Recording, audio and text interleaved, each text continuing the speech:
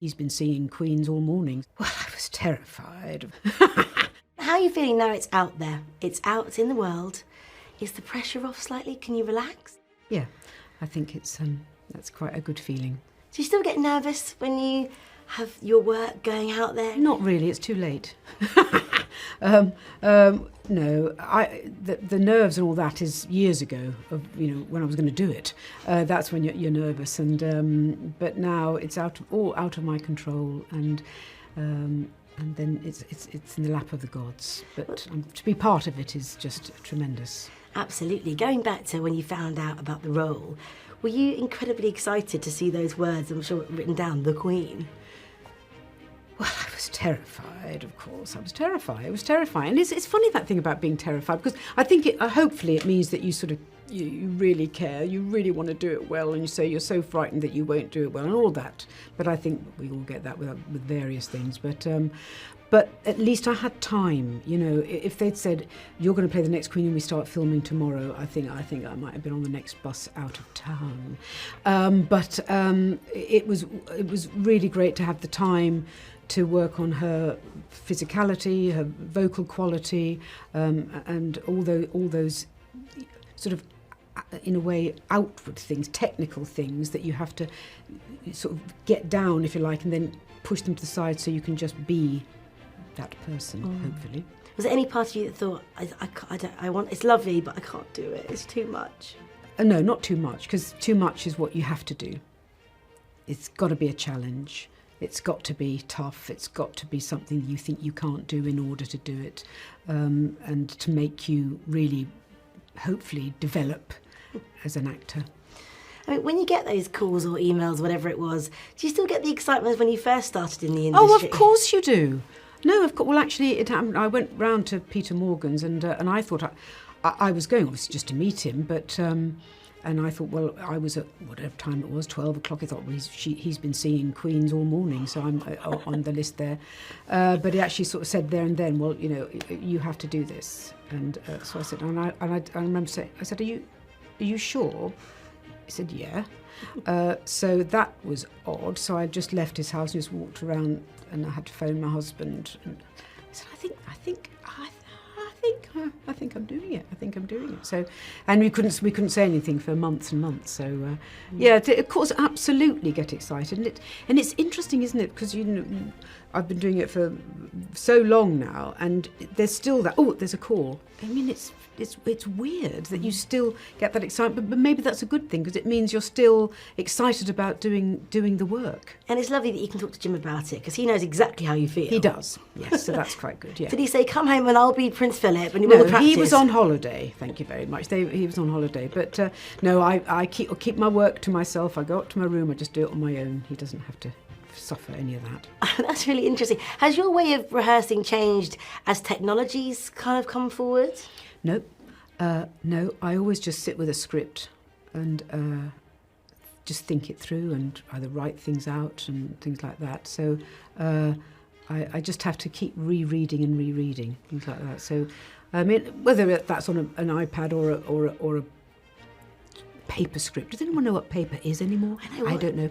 But no, but I still sort of work in the way that I just have to keep sort of studying it all the time. Yeah, it's interesting how other people work. I've spoken to actors that use autocue now on iPads themselves, and they read it and read it. It's fascinating how people do it. Well, no, I wouldn't. No, no, I think I just.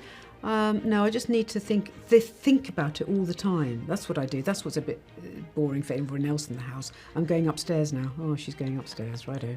And just sort of thinking about it.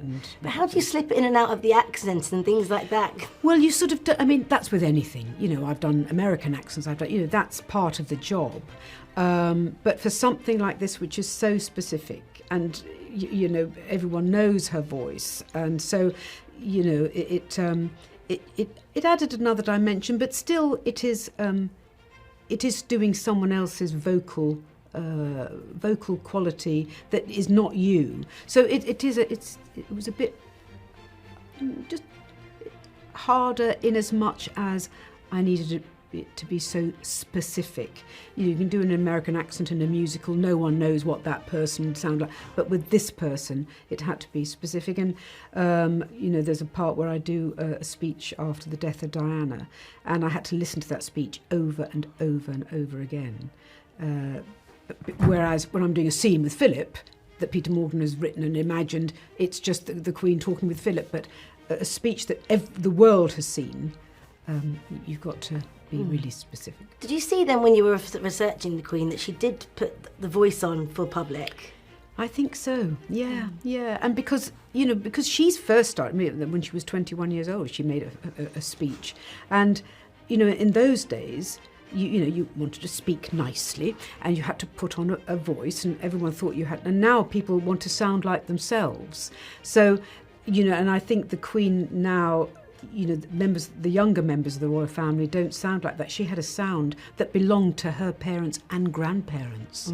So it's a very different voice. It's a very different sort of, everyone thought you had to speak, Yeah, I was going to ask you, it must be difficult because there's not many people around that are doing that voice.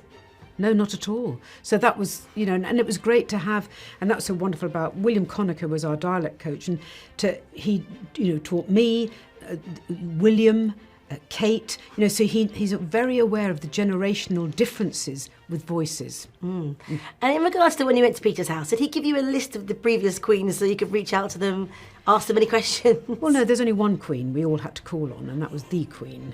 So I couldn't do Claire Foy's Queen or Olivia Colman's Queen. I had to just do mine. So I had to go back to, I'd watched them all, but I had to just go back to the real one. And I actually very fortunately met the Queen myself many years ago, and she meant so much to me. And what do you feel about her? Yeah, well, I now having lived inside, having a little bit of an insight to her, I'm just full of admiration for, people can be anti-monarchist or whatever, but the people who queued up to see her when she had died, to see the coffin, I think they were just saying thank you to someone who just did their job day in, day out, decade after decade, without, no one got to, I'm really tired, I just can't face it today. Always doing her duty. And it's funny that, because it seems like an old-fashioned thing to do. You think, no, nurses turn up every day.